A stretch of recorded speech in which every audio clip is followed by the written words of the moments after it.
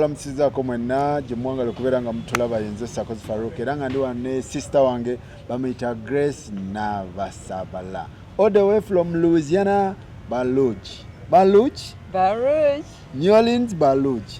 I'd say Baton Rouge because that's the capital city. Okay. Yeah, it used to be New Orleans, but after Katrina, everything shifted to Baton Rouge. So Baton Rouge is the capital, right? Baton Rouge is the capital. New Orleans is for party. Yes, that's our party city. Party City, yeah. Bourbon Street, French Quarters, Bourbon Street. Yeah. Candice Agambachi. Candice Bulungi. Abati. Bonda Balungi. Balikiria. Mama Loba. Bonda Balungi. Jebani. Tubatumideko mwenda abantu be Louisiana mikwano gyange mbagala nnyo New Orleans. Pake yo Balungi mwenna Chala Nsubuga mwenneyo. Tubatumideko abantu be Louisiana. State eri eyo nga abantu balowooza Louisiana bali balowooza nti eri eyo mulimu kusaaga tukola mpola soka bayanjule Grace tunyumyemu balamusiza wenna abalaba program eno nze Grace Nabasabala Louisiana naye nakulira Uganda babulire byokola mu America so that people can know what we are talking about. Okay, byenkola mu America I include travel nursing, registered nursing, also real estate as an investor, as an agent, and also as a property manager. Property manager? Real what? Investor. Real investor? Real estate agent. Real estate agent? Correct. Ne travel nurse. Yeah. Kati tutandikire ku kiriwa? Kyona kyoyagala. Otwawe. Kyonna kye tukoonako. Kati Grace, omanyi? I don't know. Tutandikirewo abantu tubaweeko kubanga professions ziringa nnya. Zonna ozikola. Kati wayinza okubaayo omuntu ng'ali eyo agenda mu America bali nga ali mu America naye nga yeegomba emu ku eyo. Tusobola okutandika mpola. How did you start? Watandika otya? Watandika n'eriwa? Era kati oli ku eriwa? Then tujje investing here because olabye environment ya wano. Political environment, environment nga bwetunula, then investing here, investing there. Omuntu yetaga take our retirement home nga nkuba kyeyo. There jabeera oba here jazalwa because byawukanamu. So tugenda kuba tubyogera naye nga Grace ndowooza tutandike na watandika na biki ku byonna before you went to USA? Natandika ne nursing. Nursing? Yeah, nafuna gundi degree yange as a registered nurse from LSU. Shout out to LSU University. LSU? Yes, Louisiana State University. Oh, yeah. Not Eastern. I started with Southeastern. However, I graduated with a different degree at Southeastern. It was health education and promotion, and I finished my prerequisites. Kubanga. Eastern. Southeastern ndaba yakabi. Ate nungi zona no nungi. It's just that nursing programs are different in us. Okuyingira some of them by nachi different criteria. So kati wabato meeting eyo criteria yabwe. Ate ne admission ratio baina ntono. So Southeastern baina admission yabana batono and I wasn't able to get almost gave up until I was working in a domestic violence center and I saw the need for nursing and helping people beyond just being health education as an educator. Nene yongerayo mpasubinge my nursing degree. Kampala wavayo nachi? Nabayo ne S6 certificate. S6? Yeah, nga nzimaze. Kitegeeza wagenda tonayingira university? No. Nesiri nyako mu university yawano, so I really don't know much about our system. Yeah. So watukira wa mzee, right? Yeah. Mamao? No, actually natukira wa kazini wange Fred. Kazi? Yeah. So ndio kan transitioninga Louisiana. Nagamba dayosome? Oh, he was very encouraging. Only Professor Mlamba. So of course if you're somebody up there. So I appreciate it. And besides, he had Sulira. So yanyamba from the beginning. Yeah, ayagaliza nnyo. Yes, ari very pro education. Niba tugamba mbo senior 6 wovano senior 6 blah blah bichi simanyi baju coveringa simanyi tebigatta bichi. Actually, yeah, bigata. How? You really don't even have to do senior 5, senior 61. You can go after senior 4. Or wait on the opportunity. Yes. Yeah, kubanga eza senior 6 tebazeetaaga much. Tebazeetaaga much mu America. So I don't know about UK, naye mu America mostly I've seen people abagenda so long as gundi courses zaabwe bazikola equivalent to courses ezeri eza high school naba nga sobola okuyita SAT. Olaba? And some of those universities nowadays tebalina SAT bazijjayo. And the reason is bali baagala bakole ki by making sure everybody are on the same level playing field. So it was fair in us kubanga abaana abamu ebibuuzo ebyo tebabiyita so kati some university ebyo babijjawo. So I don't know the certification joino calling nowadays but it depends on the university. So kati go researching a university ejo yagala ogendako n'olaba criteria zaabwe especially for international students. Okay. Kubanga nze I went as an international student. You went as an international student. So kati gwe wandiko recommendinze mwana ng'ave Kampala nga ayagala kusomera mu America wandi mu recommendinze n'agendera ku level ki ya university ya senior 6 ya senior 4 which 4. level? Senior 4 bw'abaira ne opportunity. Senior 4 is yes, okay. It's okay. Agenda straight into college oba university. Neje emyaka ebiri n'aba nga sinti agi wastinze but you're spending more money. Atenga if muli equivalent neri education yeri you might not need it. Wane waka wali mu international school oba wali mu local school? Oh, regular school. I was at Bugema. So regular school, St. Peter's, Bugema, yeah. Okay. So shout out to my OBs and OGs, mwebali supporting. But yeah. Machali wangoli. Buli wenchaza omuntu ava mu nseze zimalayo. Embozi munyumiza. Soko jo buze ku America. Omani omusajja ono chali wange agenda kubulira erinya. Soko je mugama wange.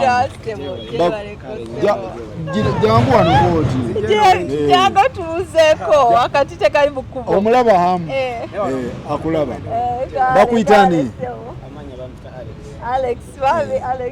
Alex yali abeera wali okolera wa? Bahrain. Navayo naye emboozi ya America ne Canada emukolera nnyo ne UK. Okitegeera. So chali wanga akola bintu bya motoka atereze motoka weba tuyambira floor ku motoka ye mujikoze bulungi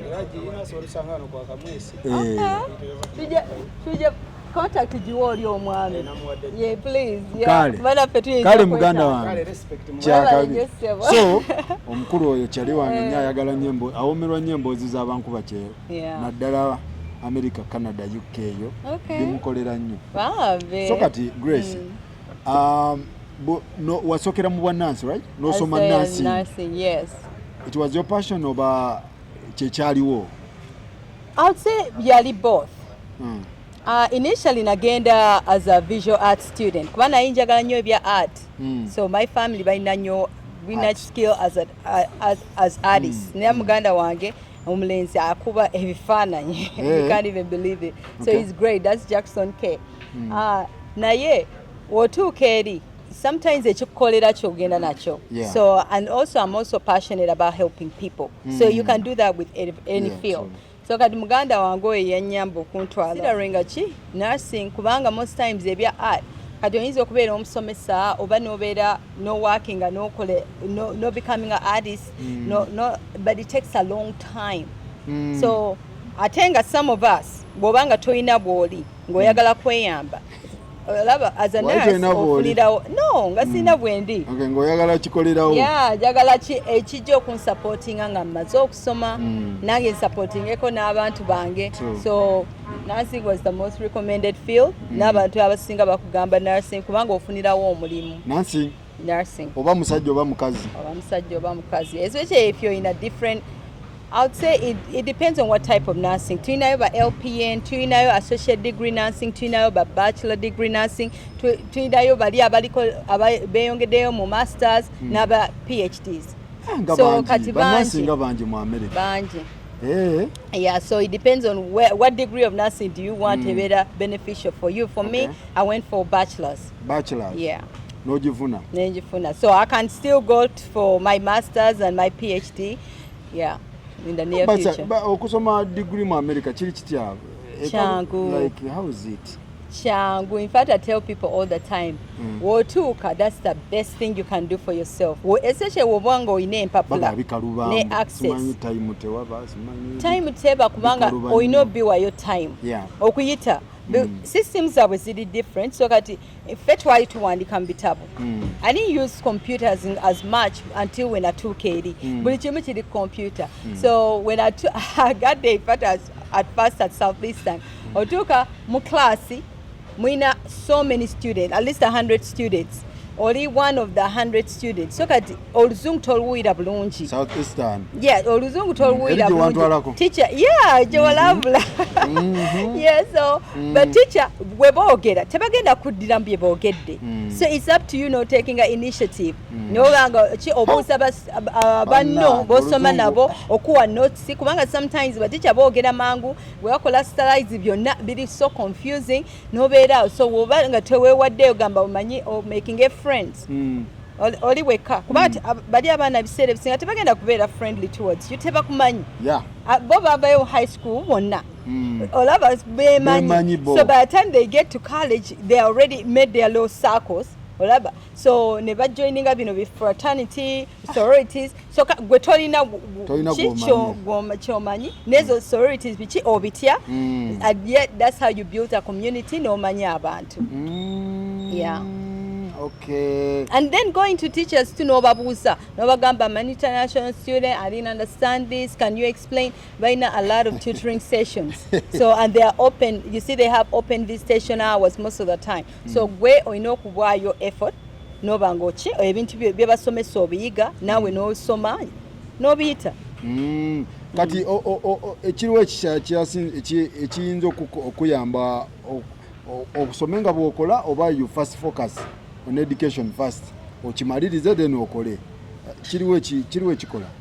I think it depends on the person. Kati nze I had to pay most of my tuition, so I couldn't yandibadde luxury ogamba nti kansome nfocusinge kusoma kukanga sikola. So initially I had to work in the 24-hour lab. Naye of course sente ze bakusasula ntono as a student worker sente ntono nnyo. And then I had to supplement other jobs ku side, which is not permitted. So I'm sorry to say, it's not permitted. Wogendanga F1 visa student. You're not allowed. You're not allowed to work outside the school. But some of us have to do everything. You're not allowed to work outside the school campus. Atenga baku limiting how many hours you can work. At wogendanga student, then student work afuna 20 hours in a week. 20 hours. 20 hours. Temuli sente in 20 hours. Yes, not enough money. Number. Yes. I don't know if it's changed, but I don't think so. Kubanga bakuwa very limited hours. Grace, bwengenda nga ngenze kusoma. Sikirizibwa mu America kukola sawa meka? Beyond 20 hours. Per week. Per week. You know how it was really frustrating kubanga nze when nakolanga in the 24-hour lab. Nga oliyo mvubuka aja okunrelievinga nga I would work from like 7 to midnight nga he needs to come relieve me. No msajja omvubuka nga ja at 1 a.m. Which means yadde nkoze ezo hours. At first I used to clock them in and clock out at the right time and I would get in trouble kubanga nali nkola beyond 21 hours. Tokirizibwa. Nga bankubira oli boss wafika kuba you work beyond 20 hours. You're not supposed to. Neranga, they always change my timesheet. Ngabaji making I work less than 20 hours, so I was working for free. But you affecting, all right? Affecting because they're not paying me extra beyond those 20 hours. Kubanga bagamba nti that's their federal mandate, so they can't go beyond the federal mandate. Bwe nfuna omulimu outside oba mu MACD nengibanga nkoleeyo naye nga nkola more than 20 hours. So kati that's why some of us kuju ogezako n'ofuna akalimu ku side, but then we bakwata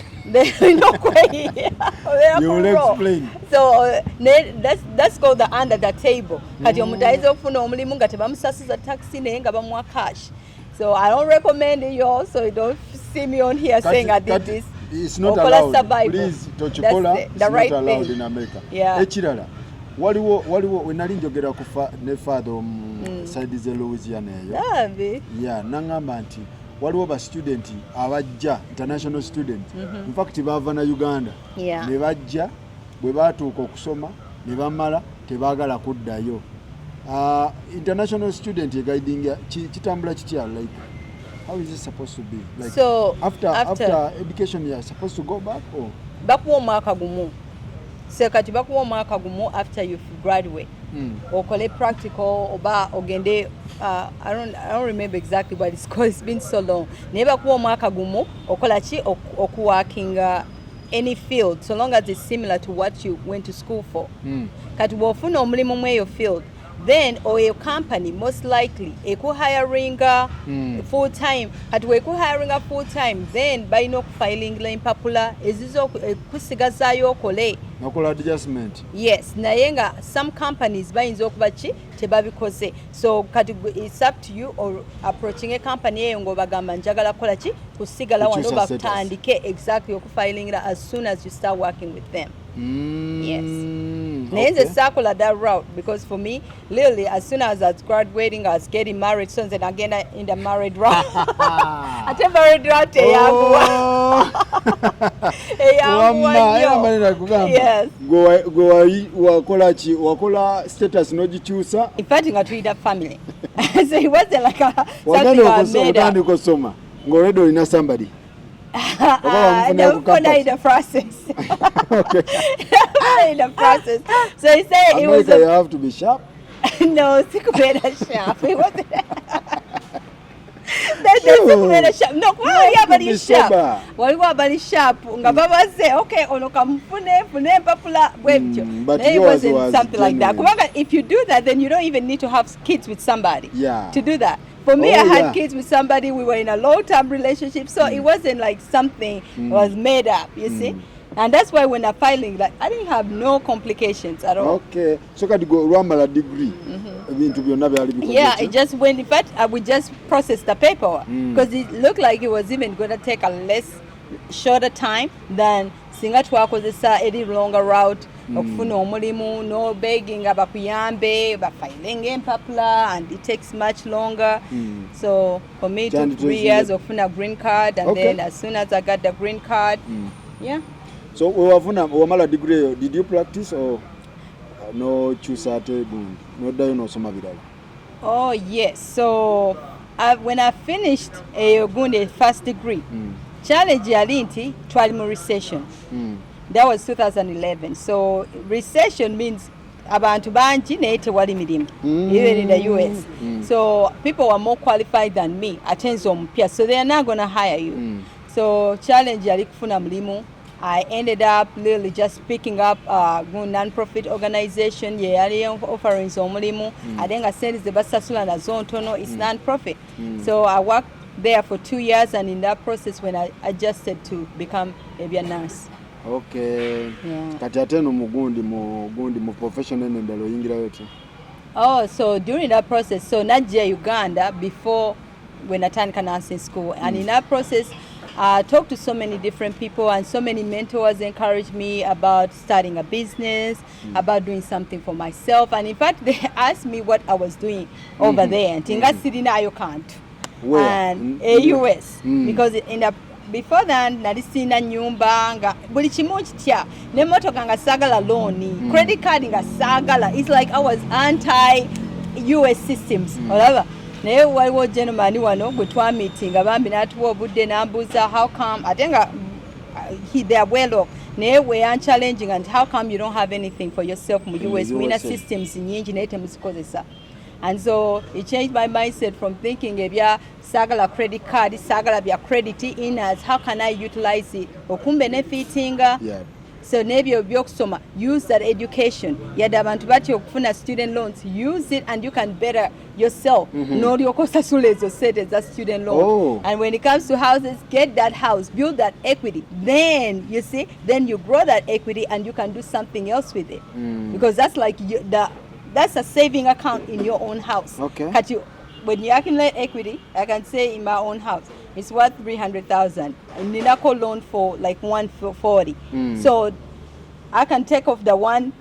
It depends on how much you go on the percentage bank but most times you can even get a line of credit. A line of credit is a credit card. Okay. So they lend you about 80% of your equity. So 80% of 140, 160,000. It can be maybe 120.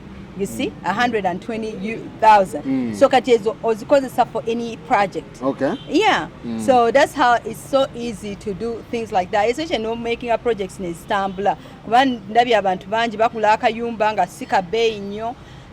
But most times you can appreciating. In the USA? Yes. Kubanga ayagala paying cash. Kubanga ndabye nnyo abantu nga bagamba, no, I don't want to get a loan. I just want to get something which is 100,000. Neme kufuna buzibu kusasula bichi. The problem is most times enyumba ya bei laisi sometimes also they appreciating much more. Enyumba ya bei laisi, what do you mean? Like how much?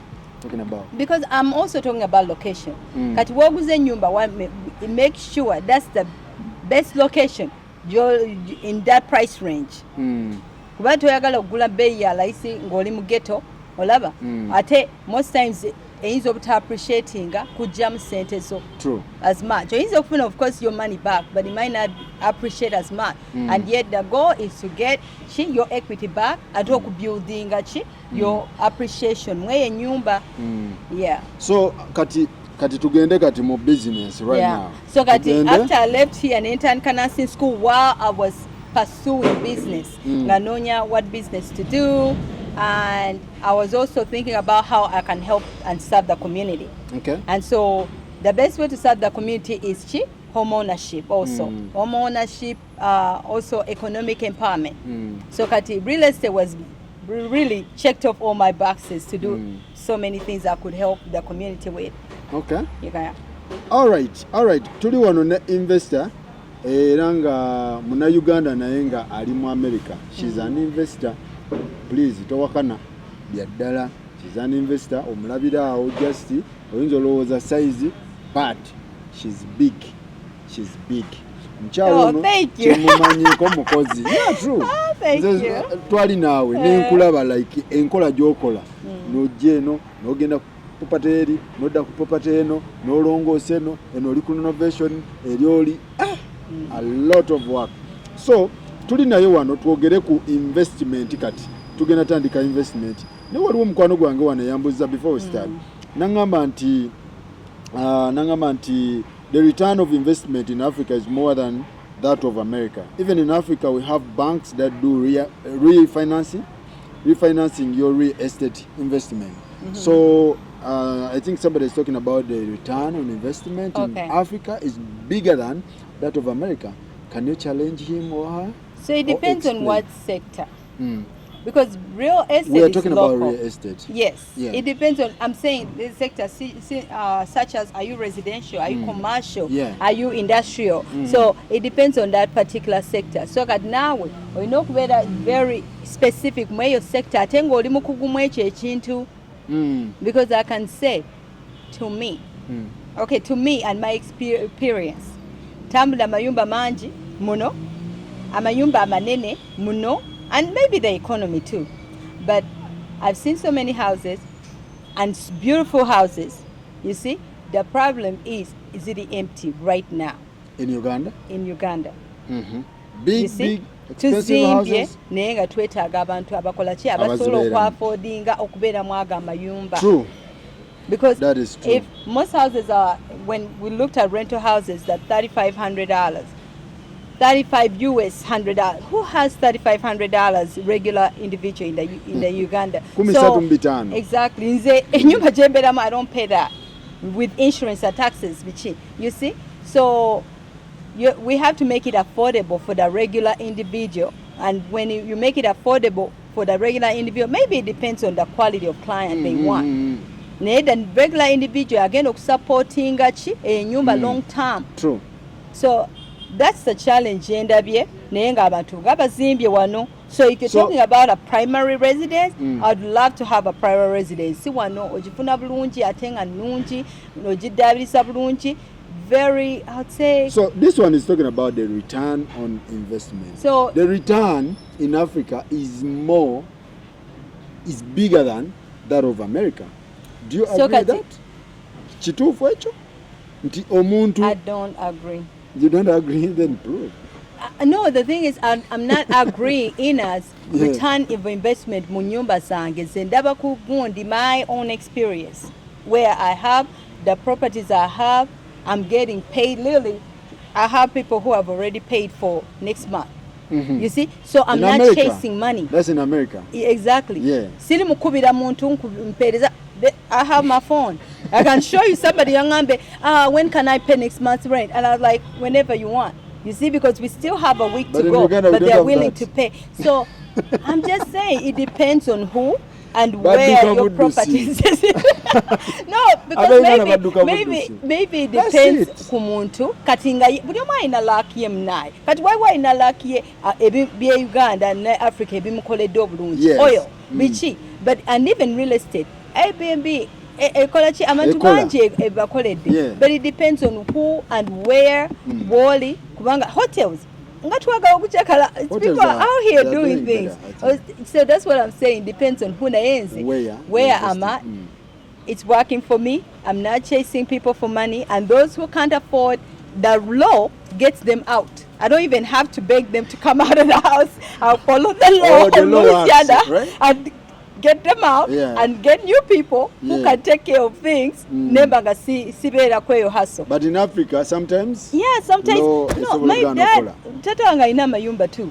So and chasing people out for money, things like that. Ngori agani de mnyumba yo. So yeah, I've had experiences where I've seen things and I'm like, okay. Yeah. So njagala ekintu kino tukigende mu detail abantu tuberenga tutegeera wa oteka sente zo nga lwaki ono agamba nze nfiirayo weeso ono agamba nze nteeka Uganda. Then ekirala last time we talked about. But no, discouraging abantu kukola Uganda. Not that.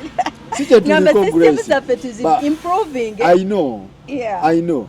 Buli omu wa investing akola research we. Exactly. But we are not discouraging or encouraging somebody to invest somewhere. Nenze kyengamba.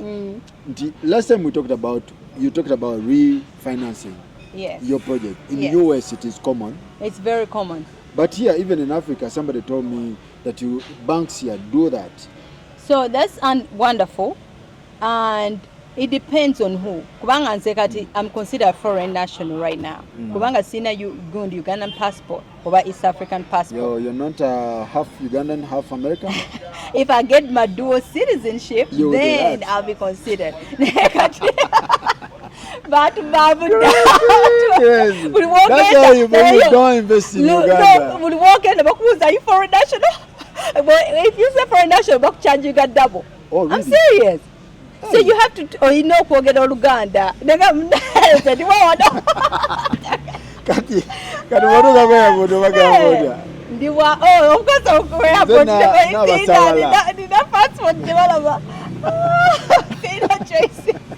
but no, I'm serious. Even if you tell them I'm Nabasabala. But we're a foreign national. We want to want investments. Or leasehold. You're leasing those properties from somebody else. Of course, because you are not.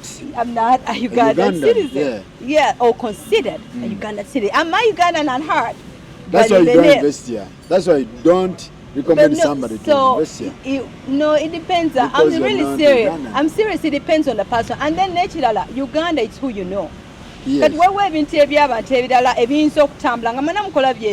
faster than yours because the other people know the right people system. And you don't know the right people. So it's all that comes to play. Okay. The same quality, but the in same America, everything. In America, how is it? In America, they don't even, most times they don't care about Gundi. Especially sometimes they don't even know who owns what. Oh, really? But if you incorporate your things in businesses, regular person who owns this business, who owns, in all the tenants I've had close to 50 tenants.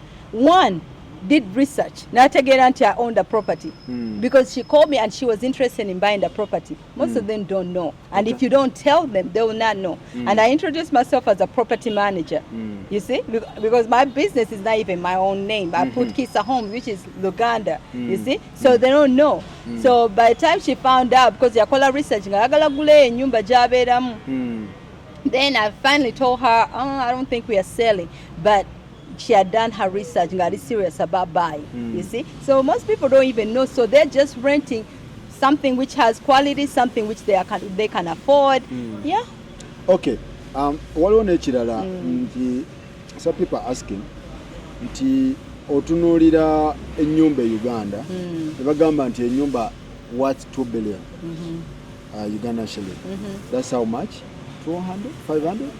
Probably 500,000 US, yeah, 500, something like that, or even more. But in Usanga, America, exactly. It's a small house, like the value is bigger than that of Chivakuchi and the because Tuli could mainly about location. Kati nyumba in New York. Yeah. Oba eri mu big city nga Seattle, eri California, tegenda kubeera the same value, especially it depends on the location where eri ku mazzi, eri mu that big place, buli omu gya desiringa, tegenda kubeera the same price ng'ennyumba etali in those areas ziri prominent, kubanga buli omu traveling, those are the well-known places, sikyo? So the values also go up kubanga competition y'amaanyi. And sometimes you have all these foreign investors nabo abajja okuinvestinga in those particular cities, so kati prices zigenda nnyo waggulu. Yeah, so kati wano it depends also in the location kubanga twabadde e Munyonyo ne tugendako ku mazzi gundi Entebbe, they are nice houses. Yes, you see, $1 billion houses. So kati those places also tosobola gamba nti ate eri ennyumba esinga eno, because this house is also on the water. So it depends on what amenities you're really looking for. Are there quality hospitals in that area? Mulina, how is the area like? Is everybody developed? Nenga sometimes when you challenge in the Uganda, olaba ekifo nga kirungi kiri developed so well, nenga mulimu it's not really like a slum, but it's a mixed-use property. Yeah. You see, olaba so many mixed-use properties because it decreases the value. Most times babeera ne laws ezizoning ekifo. Kati ng'oteekamu anything you want ng'amasomero. Literally, here I've seen schools everywhere I've been, and I'm like, that's noise. You see, by in a noise ordinance, you can't just put a school or put anything you want or kolechi. Making it a noise in the area okulinya. So those also challenge the area. Nengudo zitya, because are there quality roads going to that place? And then who's maintaining that area? Kuanga sometimes by inachi subdivisions whereby what HOA, you see homeowners association where they literally make sure echipecho cha kabi nga bachi maintaining bulungi and no one will be, but it really is gonna depend on exactly ekifo, enguudo, amasomero, buli kimu ekiri in that area, how it's considered and who's actually in that area too. Okay, so ani determining value ya mayumba mu America, because bwogenda mu America no checking different cities, different areas, ogenda bugenzi na ku Google no tegera nti nyumba ya Grace eri worth this money, nyumba ya Ham eri worth this money, nyumba eziri mu bitundu wano zitambula weziti, but in Uganda it is quite difficult to determine the value of the house. Exactly. Okitegera nti omuntu ne waba anonya bunonya nyumba ategera butegeeze sigisoboleyo ngisoboleyo sigisobole kitegera ani agira value z'ennyumba. Values in nyumba is determined by different things. The economy can also determine the prices. So right now the economy is slightly low kubanga abantu tebalina bulungi sente with interest rates okubeera high, so most people are not buying right now because the cost of money is expensive. So kati amayumba, some of them might slightly go down in cheap price, which also includes the value slightly decreasing. Okay. So, but mainly the person who determines amayumba yachi appraiser kubanga yagenda okucheckinga in that area in a certain amount of time, normally considered 6 months. Babadde bazitunda batya, olaba babadde bazitunda ku beeyi ki, and what quality of things are in that house. You see, what quality of, say, everything in that house. What kind of tiles have they been using? Countertops, how are they? You see, all the fixtures. Buli chimwe chiri mwenye nyumba, does it compare to nyumba yo? Because wherever we comparing, then by deducting a price, nyumba yo. So kati, well, most times in abantu, make sure wozimba, you don't over exceed neighborhood value. Why bazimba? Yenga ali $1 million house, nga abantu bali mu by $500. No, abantu tebagenda kupayinga $1 million nga balina around 500,000. Kati obo yagala $1 million kwenda abalina $1 million house okole ekintu kyeyo. Olaba kubanga sente zo zijja kudda. And maybe it's an up and coming area, you see, because there is a lot of gentrification too, where maybe the place yali previously slum nga si amaanyi nnyo, you see. Naye kati abantu batandise okugulayo nga batandise okuimproving eyo neighborhood. Naye nga most times olina okulaba ekiri awo n'okola around that thing. Ettaka lya America, is it owned by the government oba because osanga ebifo n'ogamba nga olaba ekifo kiteeketeeke nga temuliimu? Wano mu Uganda wosanga nga wano waliwo ennyumba ey'akawumbi but neighbor nga bambi mufuna mpola ennyumba ye eri waazi nga miliyoni nga 3 oba 2 okitegeera oba 3 mu 5. Naye mu America oyinza osanga ekitundu kyonna nga kiri organized nga ennyumba eziriwo zonna zituddewo. Ekintu ekyo kijja kitya, like kikolebwa kitya? Gavumenti yekiteekateeka oba kuba balina laws kati bwogenda mu planning olaba sometimes kati nga bwe ngambye misuse property most times tebazikkiriza nnyo especially mu residential neighborhood.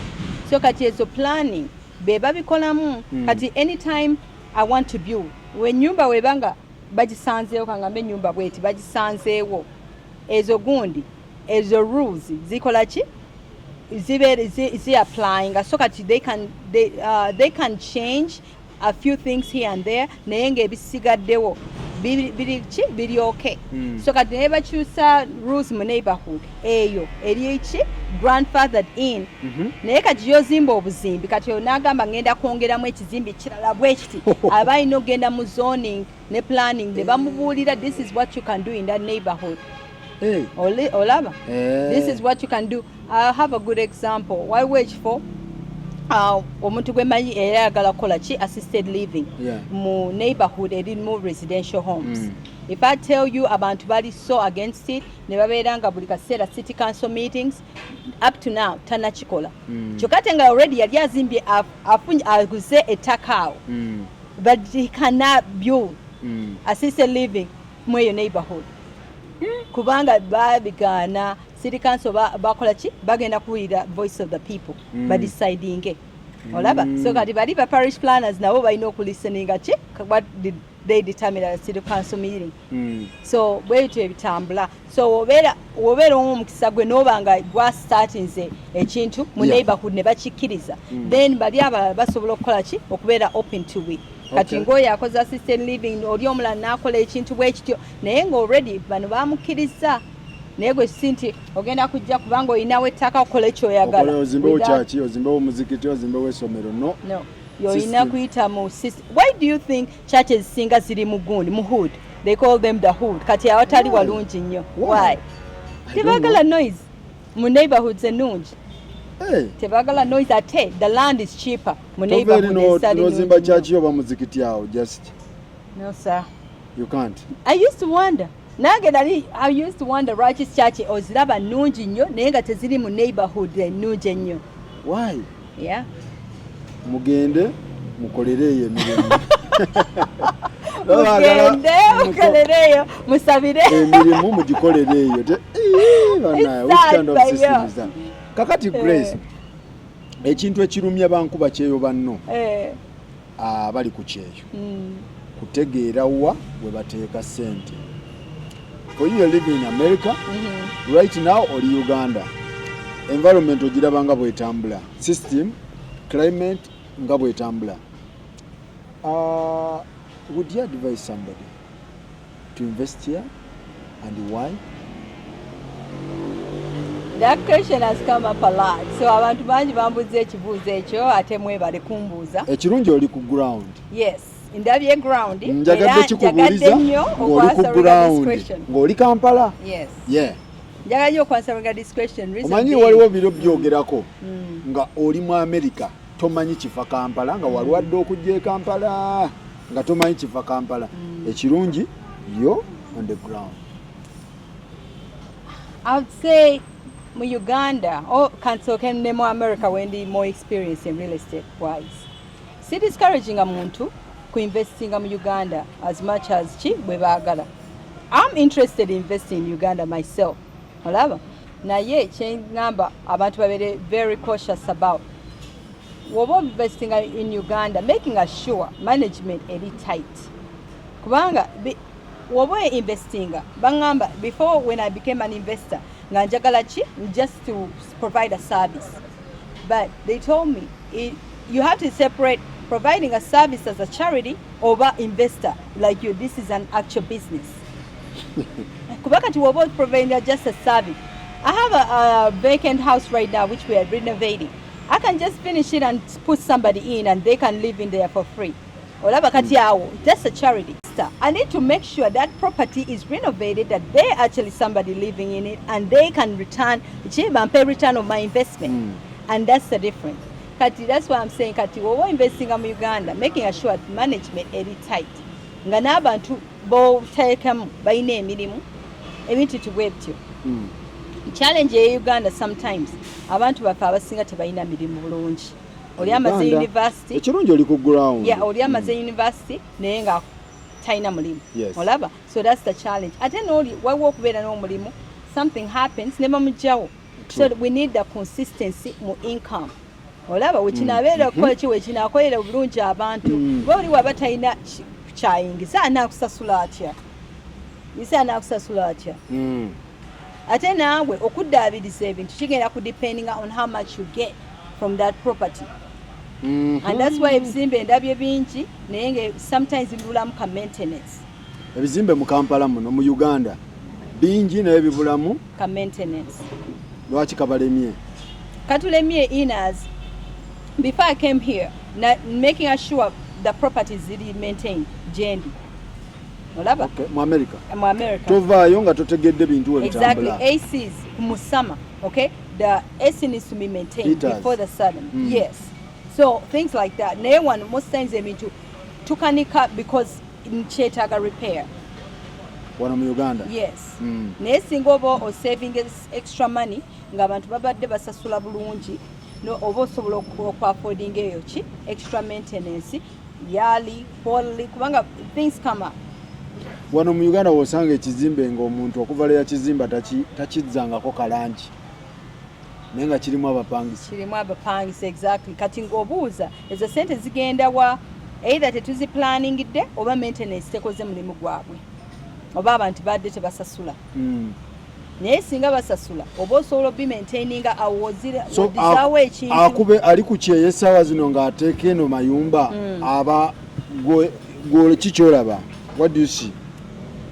Kikube kuba bali babiri. Yeah. Alina empapula n'atalina mpapula. Tutandikire kwa kati alina empapula nga Munnayuganda. Yeah. Nga alina empapula ze. Kikole buli kimu kiwe try olabe. No, because buli kimu you never know. Zenyizo tuyinza okukola ekintu kyekimu ekyo nekiyitamu ekyali nekitayitamu. Buli omu alina omukisa gwe. So wolaba nga ekintu ekyo kyoyagalira ddala okukola kikole siku discouraging. However, mitigate those risks ngati nga zenjogeddeko nti abantu bayinza obutasasula, nti abantu bayinza obutaba na mirimu, nti abantu mitigate those risks. Kati funa research olabe what can I do nekisifuna buzibu bwe buti. Exactly. Oba kifo ki kye nina okubeeramu, which quality clients am I attracting in that particular area. Tutegeeza weetaaga research. Tuli kwalina mpapula. Kwalina empapula. Yes. Lots of research. Kati wamala ate gwe genda ku ground tobeereyo ne bakubuulira bintu. Tobeereyo ne bakugamba kino kyekiriko jangu olabe ekiriko. Kubanga I really had to travel so many places. So ngenda posting ezo video soon. But yeah, you're gonna post them. Yes, to show please them. show up on my channel, people. Wealth and Wellness with Grace. Okay, jibabuulire channel bagita Wealth and Wellness with Grace. Ogenda baterayo content. Lots and lots of content from Uganda, y'all. You're not ready. So, yeah. Kitegeza. Nti bw'oba ogula eno oba ozimba apartments Kampala. Yes. Kikubeeremu ky'abantu beene emirimu mitono. Asobola opangisa anytime mulimu ne guggwawo n'adduka mu nnyumba. Kubanga ffe tukola contracts. I do yearly contracts. I don't even do 6 months contract. Ni mu America? No, I don't do short-term contracts. Kubanga, so if that's Airbnb oba mid-term rental, inze nkola long-term rental. Kubanga kinyamba in management-wise. So kati oli wagamba I'm here for a year. I expect you to be there for a year. Kubanga that's the contract. Kati oli waba talina mulimu. Those are the things we discuss. Nampa time period. Okay, I don't have a job around this time. Nakola ki nafuna omulimu. Because I've had clients where bali behind maybe 1 month, second month nafuna omulimu. Because the jobs are available. Kati atalina mpapula ate ye. Atalina mpapula challenge yoyina. Naye nga ayagala kuinvestinga wano.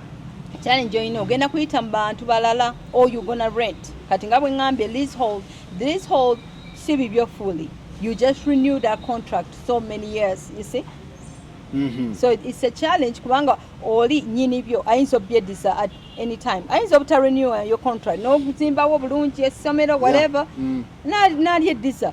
I've seen that happen where somebody yaddabiriza akantu n'ateekawo daycare oli nyini neyechanga n'abyedisa. So kati oyo asooka investing mu America wali. No, asobola okuinvestinga through somebody else. Gwa trustinga. Naye nga that's the thing. It comes with ani go trusting again. Kubanga oyinza okuzimba ennyumba yo n'ogiteeka mu family yo. Kati ogenda kujja ddi ogibajjemu. That's a family house. So you can't consider that your house, sicho? Yeah. Kubanga you can't do anything until oba oyagala kuvaamu obajjemu at a certain period. No. Abantu maybe bazaalidde omwo. Maybe that's their house now. Ate in Uganda I heard nti waliwo gundi after a certain time oli asobola okubeera ku nnyumba yo n'abanga tavaamu. No, even land. Nti oli n'azimba ku ttaka lyo n'atavaayo. I've heard that a lot. So kati olina okutegeera ani go trusting really. So gw'ogambira nti nze investing America. Where you're comfortable that's why you're investing. No, where you're comfortable with. Ate n'ekirala investing wo managingako. Kubanga bwoleka buli kimu abalala ne bakikumanagingirira. Sometimes that's why tebikola. But another person nina mukwano gwange ali jazz eyo, very good friend of mine. Yangamba nti na omwalo oyo namwagala nnyo. She was nice. Mukazi mukulu bambi mukwano gwange. Actually senga wange. Jebale. Naye yangamba nti actually yangamba nti omuntu ng'azze mu America tonnafuna mpapula. Empapula ezo zisuubira zifuna myaka 10. Bw'ozimba ennyumba e Uganda oyinza okuddayo nga ne fashion y'ennyumba eyo yaggwako nga you need to buy another house. I agree. So yenga buying idea nti bw'oba ozze mu America lwaki opapa okuzimba ennyumba gy'onaasanga myaka 10 okugendayo nga ne fashion yaggwako atoddemu ozimba endala. Kachawo. You buy the idea? Absolutely. Kachawo wenzikiriza nti ki naye mutuufu nnyo. Kubanga tugenze mu bifo ng'olabawo ennyumba yali nnungi nnyo ku mulembe ogwo. Nga tonagenda. Bazimbye kubanga buli omu wano azimba kalina. Kati ziri zaali bungalows. So kati eyo ennyumba yali nnungi naye nga yeetaaga so much maintenance okugiteeka ku mulembe guno. Yes. Olaba naye kati challenge yeyo kati ekifo price erinnya nnyo kati ndowooza engeri abatunda abagezaako gitunda nabo baagala ba increasing a price and yet omuntu aguleyo ennyumba agenda gimenyawo azimbe buto. So kati omuntu aba tayagala na nnyumba eyo ayagala value of the land. Kubanga bw'oba ogenze mu America Grace nga tomanyi woogenda funa mpapula odde Kampala. Kitegeeza nti w'okola mu gino emyaka egisooka n'oweereza akasente ozimba ennyumba oyinza obutagisulamu. No, sometimes ogisulamu. Oyinza obutagisulamu. No, ne quality eri different. and be changing. That's real estate too. Qualities of tiles changing, flooring, buli chimu. Yeah. You see? So even your taste is changing. Chichuka. Taste has changed so much. Olaba. In Nasoko Genda in 2004 ngegwako. And then it took me another 10 years. When Naja, the taste is different. And now my taste is completely different. Taste is changing. What you like to see. Abana bobi baagala kubanga izo gambo zimbide bana bo. Ne batuka wanoka sibi baagala. Bino bichibi wazimba. Tulekezo ogenda kudda momenye. So kati gogamba nti agenze mu America asoka alindeko. Alindako nakola ku sente na investing maybe eri comfortable with oba nakola apartment whereby somebody akola kyasobola ku rentinga namwa ka sente wanga tamanyi bwagenda kudda. Yes. What did they in 20 years? Then what? Enyumba etuddawo collecting a dust. So gogamba azolezemu wali awo nyinyi. You can invest, I feel like invest with where you are, where you're comfortable with, oba take omuntu akole ki adabize ekintu kye investing oba nakola ekintu ekirala kubanga real estate is a lot. Oyinza okola farming. People are getting a lot of money in farming. Uganda tuli babibi. Abantu bakoze ate no bagaddi, you see? Begaseko obugaga bungi. So jengamba kola ekintu ekiri ku making a comfortable ate naye kyosobola okumanaginga kubanga abantu bakuteekako stress bakugambe kola kino kola kiri banda byakedi kati ennaku zoka ki ekiriwo kola akedi kola kino obeeremu eyo competition. Anti Grace omuntu aba akagenda mu America agenda n'ekirooto kye oba diaspora wonna agenda n'ekirooto kye kuzimbayo kayumba era bambi akola azimbeyo kayumba e Kampala. So kati ate wano ono akirabanga mu butuufu akayumba akozimbi oyinza okumaliriza ng'okamenye mu 10 years nga tekakukolera. So no, but siba discouraging akuzimba. This is the thing. Wawugenda badde njogera ne mugamba ozimba what you can afford right now. Kati ziri mu 10 years walaba nga toyagala then I'm sure oba accumulating is enough eyo yinza kikozesa ekintu ekirala n'okola ekintu ekirala because that's possible too. Wasigambye nti amayumba gonna amakadde mabi njegali amalungi ennyo. Olaba so kola kyosobola right now naye togamba tate ngenda kukekereza nzimba akayumba akakasiisira just because nzimba kayumba. Zimba something that you know that you'd like. Ne ku standards zo zoyina kati. Kubanga tojja kwejjusa in 10 years I'm sure. But when it comes to 20 years, 30 years, of course oyinza ogamba kano nyizo kakyusamu, but then at that time oyinza okuba ki ofunyeyo ne something nga you have something coming in also ngosobola okuzimba endala. Tugende ku retirement home. Retirement home y'omuntu yandibaddewa in America or Java? I would say for mine I know I mentioned this about the banyigira bamite munyigira. You have to understand buli omuchi ali in different mindsets at different times. At this mindset of mine right now ngamba retirement yeri kubanga ebintu byeri binyangulira such as traffic. Sina nnyo traffic especially where I live. But when it's sina nnyo traffic I would say. And also I decide what time I want to travel. Kubanga manyi when the traffic will be. Why say come Uganda? Every day traffic. I came 2 hours late. So I'm serious. So it's like traffic, and then the way people are driving is ridiculous. So it's like maybe you're never stress. The circle of stress. What stress? Stress. And retirement means better want to again mirembe. I want to retire on a lake. I want to retire on somewhere where I don't have no stress. In Yao. So Uganda, there's a lot of stress. I don't see stress your car. Natural. Things are upside down. Natural. My daughter yadambuza. Nangama, but mama, how are you gonna stay in a place where so many people around you? Tebali bulungi. So then owulira bubi. Obera uncomfortable. So that's me. Obo basasira bambi atenga tona kyabakolera. Because she was like every time walaba abantu nga tutambula nga abantu bajja nga batuguza ebintu. She really wants to help buy. I'm supporting it. How are you going to live like that ngoli mu Uganda?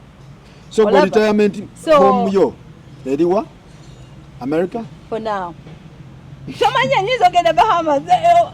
Charlie, okay, Charlie. How about mommy? Maybe I'm sure she wants here. She wants to come back? I'm sure she wants to come back.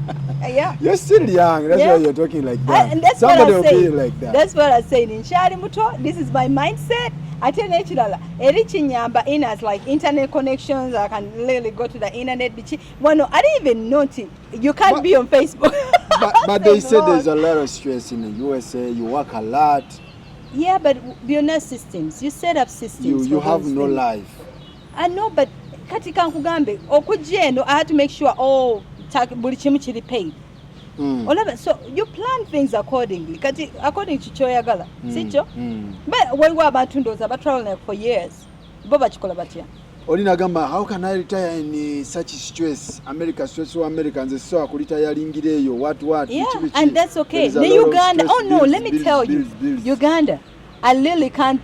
It's been like every day we spend more than $1 million. Tulimu Uganda, $1 million Uganda shillings. That's a lot of money. I don't spend $300 a day. No, that's sure? Every day. No, I don't spend $300 a day. No. But the thing is, inflation it is so hard. In Uganda? Here. Yes. Inflation ingaya amanyi amafuta okujuza mitwalo 25 asatu nekamba what are you buying? That's $100. That's $100. Yes. My car is not $100 to fill up. It's $30. $30. $30? Yes. No. Gas for 30? Yes. And it lasts me a week. Here, $30. I'll tell them mugeze ntebe mukoma ateka $1. No, gamba, what is this? Bagu such stupidly? I really don't know. Inflation is high. No, inflation is high. No, but that's the reality. That's the reality. Buli kimu kiri so high kati omuntu bamusasula sente meka okwaffording ekyo. So omuntu kitegeza kyo retirement esobola okulemerera wano if you are not bulungi nga tewabi plan tewetegese bulungi. If you come here 10,000 is nothing. 20,000 what is that? 100,000 what is that? Izigenda bweziti in less than a year ngoli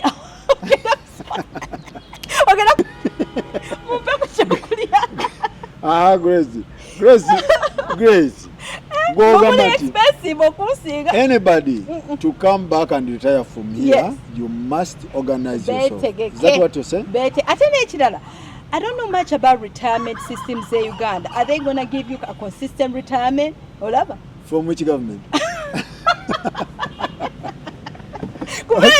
Anyone retiring? Yeah. People get Social Security. So, they might give you $2,000 depending on how many years you worked. You see? No, yeah, they can give you, but no. Would you recommend somebody to retire from here? Because you're ground. You need to have $1 million US. And it depends. No, kubanga so long. Kati neza million I'm saying. Oyina okubeera nga zeeyongerako sinti just zituddeawo ojjako bujja oyolako nebiziba nga teziddawo. You need to replace that money nga ozojjako zozzaawo naye bino ebyogamba nti ojja buzi no literally even transport waffe yabadde more than 50 million Ugandan shillings. I'm like, what is 50 that? Million? Yes. From where? When you convert it. From US? Yeah. To here? To here. What is that? That's a lot of money. Plus? That's a lot. Yeah. That's a lot of money. Buying tickets, shopping, what? No shopping. That's just tickets and seats. How many were you? 4 people. And it's not first class. So that's surprising. Was there first class? No, they had first class options. It was $7,000 a ticket. I said, no. Seriously. Are you serious? Yes.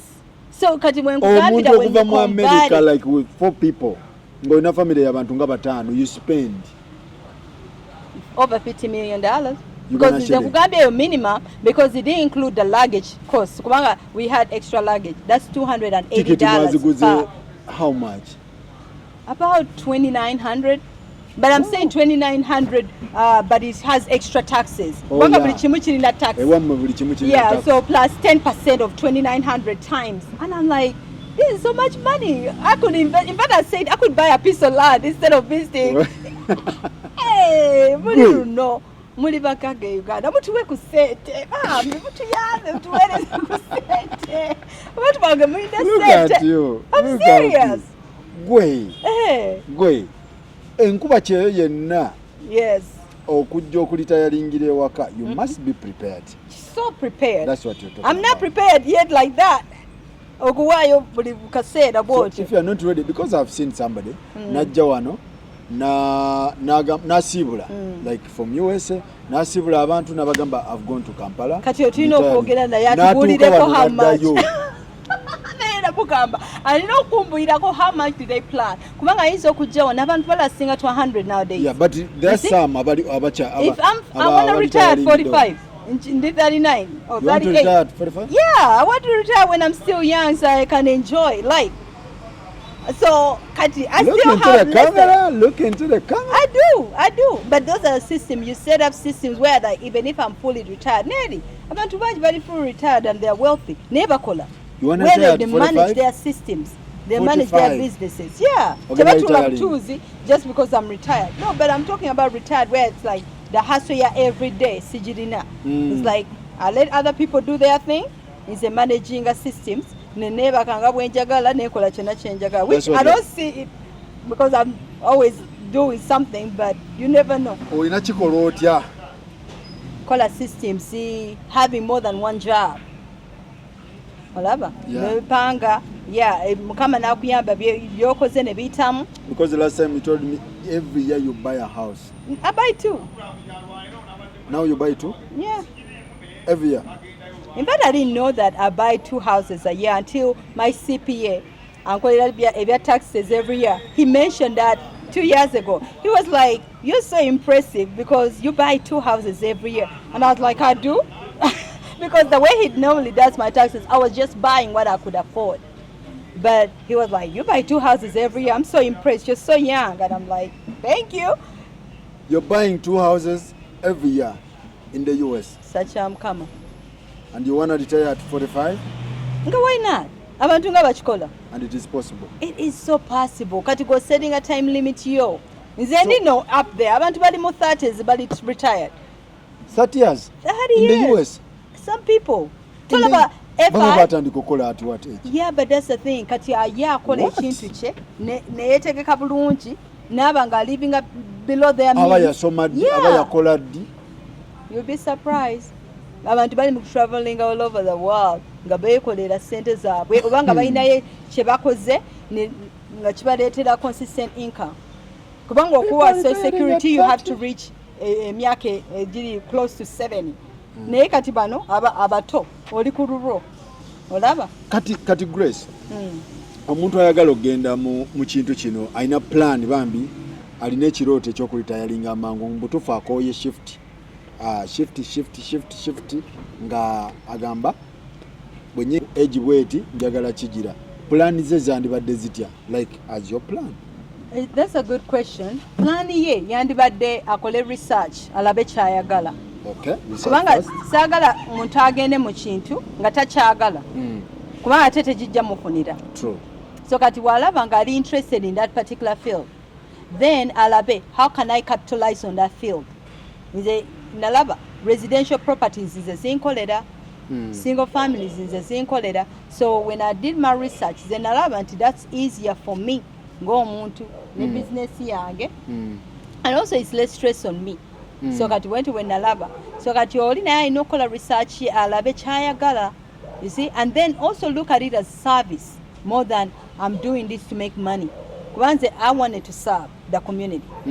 So when you want to serve, nemukama akuyambire you see, because I'm doing this as a way to serve the people, benkola abantu benyamba, and sometimes when somebody already one of my clients tato yafa, and I literally called him and I said my condolences when I went tato yafa yali tanava na kusasula rent nemugamba for this month njakuwa don't worry about the late fee and things like that where you can show compassion. Yeah. Olaba. So ate wochikola nti njagala sente then it's all about money. Olaba. So it's not even, I'll say it's not fulfilling as you would want it to be. So kati wochikola ngochikoze na mutima mugumu na gumu oyagala kuyamba bantu ate naawe okyagala awo kijja mangu. Can everybody make it in USA? Of course. System is restricting abamu. Wano everybody can make it in the US. In the US system is use of limiting if you want politics, of course, things like that. Kubanga then of course ani akumanyi ebyo byonna birimu ani amanyi gundi bwe bityo. But if you want regular jobs and things like that, you see, you'll be able to survive. Also supporting yourself ne family yo bulungi. Buli omwatso ofuna sente mu America. Oba toyagala bwagazi. Kubanga we okunyoma emirimu.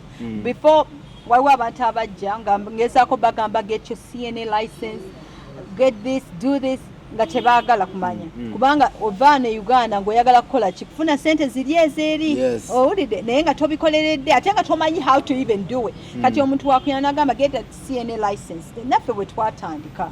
Tetukugamba kubanga nti tetukwagaliza. Tukugamba kubanga naffe tubimanyi bikola.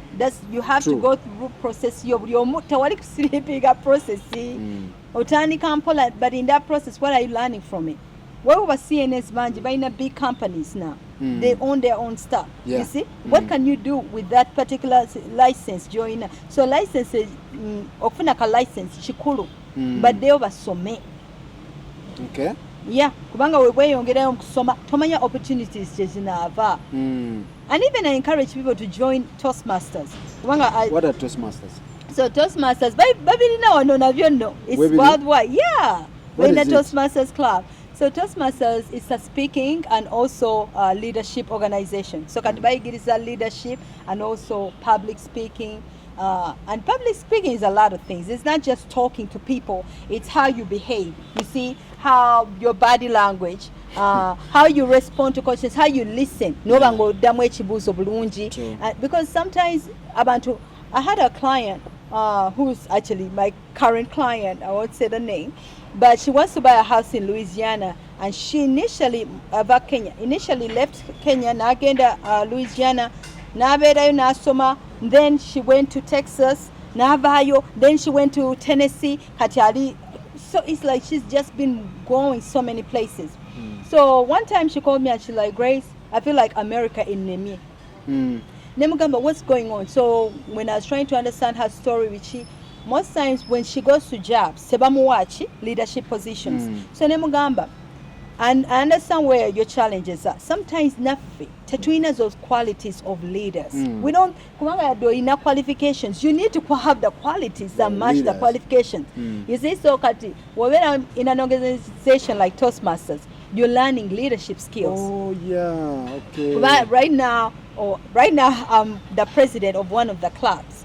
So it's where in Louis? Yes, okay. La Place Toastmasters. So I'm I'm the president currently. And last year I was the division director. So. No, it's not paid. Because when I joined Toastmasters, Nali division director. Yeah, so I went to do my duties. Yeah. That guy from Cameroon? Yeah, from Cameroon? Yeah. Tembi. He's a videographer. He's doing good. I told him. Doing good. Okay. Yeah. So yeah, kati waliwo twagenda luli ojukira nagenda okuvisitinga an organization. So that giving you exposure to different organizations. As a division director in my club or in my division, I was a division director last year, whereby you go to all these clubs, Nova visiting, Nova area of improvement, and they look up to you. You see, so that is a skills. So now, as a president, people are looking up to me. Where are you directing our club? They are reaching out to you. So those are skills. Obienanga aliku gundi, aliku internship. Leadership is made. It's like you're working towards it. Grace, I want to be like a Grace, but exactly. Have you? Yeah. And I tell them all the time, join Toastmasters. In fact, for that lady, she's in Toastmasters right now. She joined? She joined because her problem was not that she didn't have the skills. She did not feel confident enough. Kubanga agamba nti abantu bayogera nabo, even how we speak. Most times oluzungu lwaffe si lwe lwaba. Kati bagenda kuwuyiza batya bulungi. Because it's communication. The goal of a communicator is to make sure kati kyenkugambye okiwulidde ate okitegedde. So the problem is sometimes batulowooza nti go ya communicator nti eri kunze oli a receiving nze, but it's my goal making sure kyenkugambye okitegedde. Okay. So that's why ebyo kati ebya public speaking skills biyamba. Abantu balina obyenyigiramu. Kakati Grace ekirala kyekiremesa fe abajja ku kyeyo okuinvestinga houses nenga toluuso osanga omuntu ng'afunye ssente oba okuinvestinga not in real estate only mu business endala nenga ate ssente ng'omuntu azifuna challenge kyekiremesa like omuntu ku kyeyo not only in America but all over. Ekiseera ekisinga abantu nze bankubira amasimu ne bagamba bayasendise ssente zaabwe mu ba family members bainvestingile ne bakola ki ne zitavaayo. So kati ekizibu ku always obutabeera na plan eyo kuba kati gwe vision bearer olabe vision yiyo goalo yiyo oyita gye zifaako nnyo nga gwe wangifuddeko. So kati bino ebyogamba olina gamba nina pig farm yange neetagamu miliyoni 10 muzimpeereze. The problem is responsibility tugijejjako ne kigamba omuntu omulala agenda okinkolera ekintu kyenjagala. How kati wenkuweereza ssente olina ngamba okay mbadde nkola pig farm yange njogera nnyo ekya pig farm kubanga manyi abantu bangi abasendize ssente nga bakola pig farms. Pig farm, what is pig farm? Pig farming okulunda I'm sorry I apologize over any farming over n'okuzimba they can do okuzimba like building apartments. So olina gamba tukola apartments right now. Ekizibu kiri nti tomanyi where the location is for those apartments. Tomanyi quality of the apartments you want them to build. So go yoli naye akukikutaddeko kati naawe ogenda gamba okay tugenda kukola ffenna kijja kuvaamu kati oli ayinza obutakiteeka mu nnyo maanyi kubanga sometimes kikusibyeko busibi because gwe sponsor. Exactly. Kati sometimes kubanga I've had people never jedi nabo ne bangamba Grace you need to do this, Grace you need to do this, and I'm like never kuteekeramu idea. Yes. I slow them down and never gamba have you done your research. Then ate nange nkola research wange I don't invest in what I don't understand. You don't? Bitcoin bichi I have to listen kuchi kuba experts. Cryptocurrency. I in research. Nenkitegera bulungi because you have to invest. That's Warren Buffett's quote. Invest in what you understand. So if you can't understand it, please, you're wasting your money. Kubanga oli akikugambye ye biyinza omukolera kubanga ki abitegeera bulungi. Anti gwe mpadde abikole. Gwewadde abikole. Yes, gwe nsindikira akasente abikole kuba yabimanyi. Naawe olina okubeera ng'obimanyi bulungi. Tobeera absent investor where you don't even understand what they're investing in. Absent investor abeera ati. No, people invest like whatever venture capitalists or never private investors abatayagala kumanya. And bibakolera in some places. Naye here sometimes omuntu omuweereza ssente zo n'ogamba muwadde million whatever nagula ettaka nga tetolina taddemu linnya lyo n'alyeddisa. I've seen that happen. Okay. Oyabeera absent investor? What's up investor? Yeah. Kubanga ettaka taddemu erinnya lye whereby newogezaako okulifuna liri mu linnya lyoli. Kati mulina ndagaano ki? So bankuba kye balina obuzibu obwo nti bayinvestinga mu bintu bye baba bataddemu obuteesi. Tigundi apartment ze ziriko e Kampala. Olinawo ku ssente nti weeziri ninawe emitwalo gyange 10 jeta tutandike. Naye nga bakikutaddemu naye ng'ekintu okikola ki? Yes, totally understanding. Kubanga then I wanted to invest in a property. Wano actually. Before I even did that, I came to survey the land. You came? Yeah, that's why I'm here. It's one of the reasons. Okay. I don't invest before going to see the place. I won't made an idea of what's going on in that area. You don't do that? Yes, then call a visibility study. Okay, kubanga gwe oyizo closer birungi. Nze nyizo closer no. Want to teach wano because I've done the research in that area. Kubanga oyizo closer maybe ndabyewo abantu bangi babikola.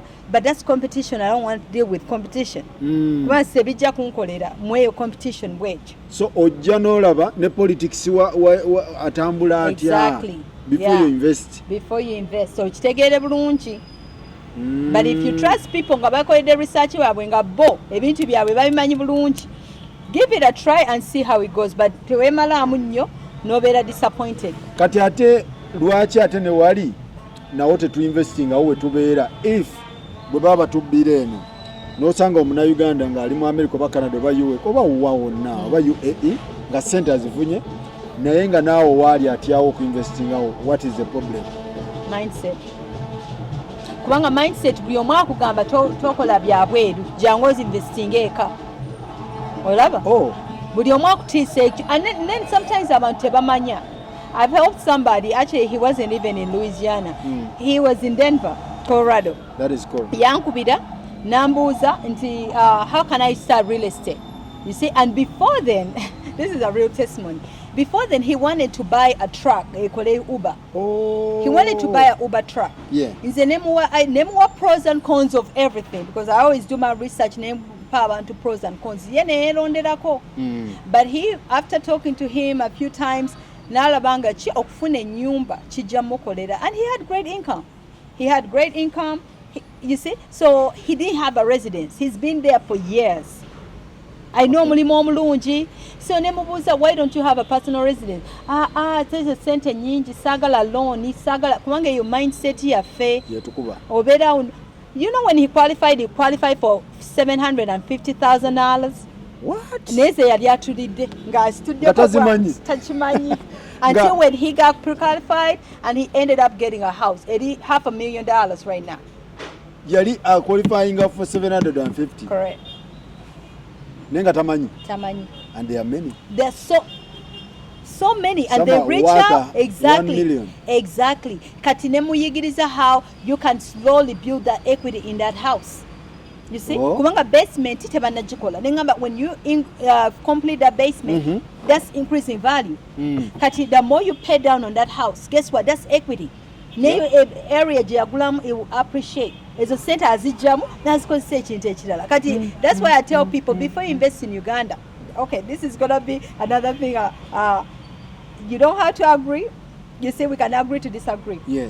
Kati, before you invest in Uganda, think about getting your personal residence. No jamu equity, no investing in. Kati nga mwengambe, my house, jembeera personal house, 300,000 and I have equity for 160, 150, give or take. I can get that 100,000 and is investing in. Exactly.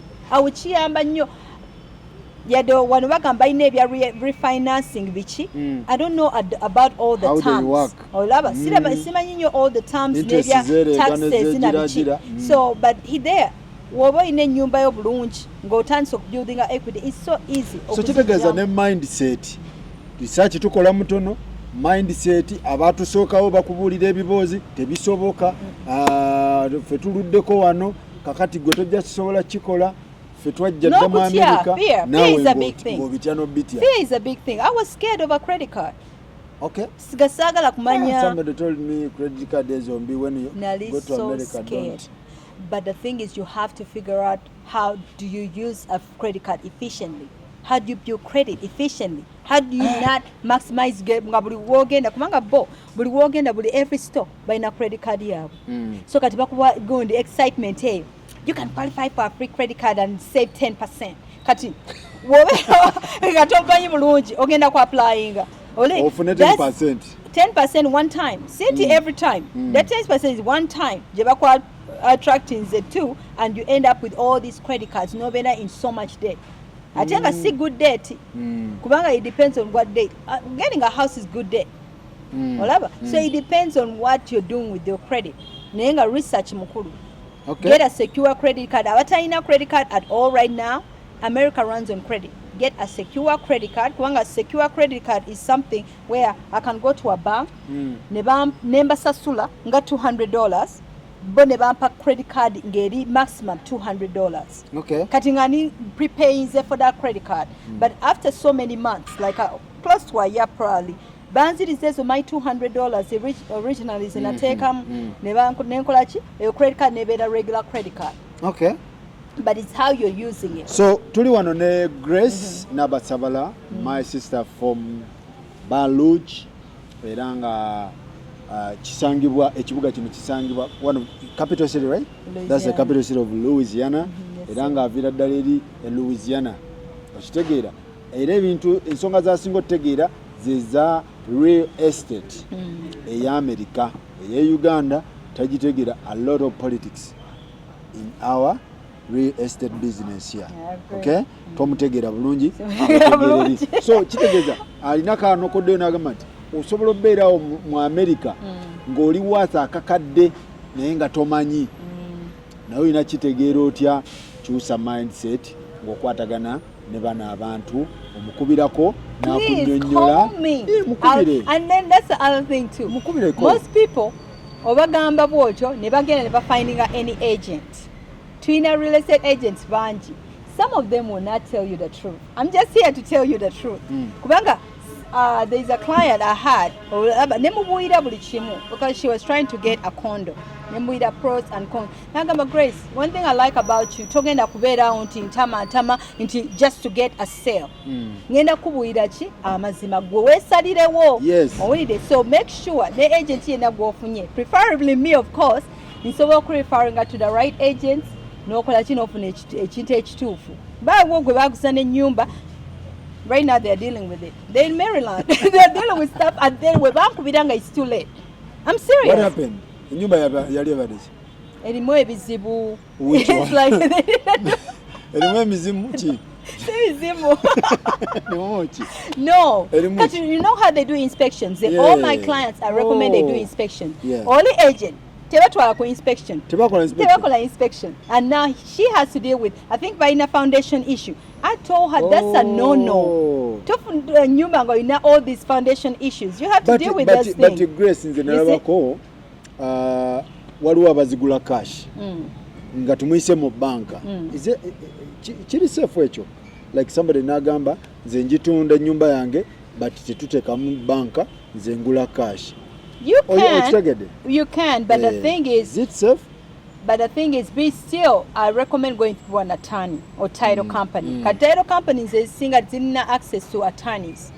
So whereby you're going through the right channels. Kubanga attorney agenda call a title check. Attorney abera lawyer. Olaba ne title companies what aba lawyer, right? Yes, lawyer. Kati ba checking a title, ezo land titles. Only bategere anything ekiri kweri ettaka. Kubono kuba nkuba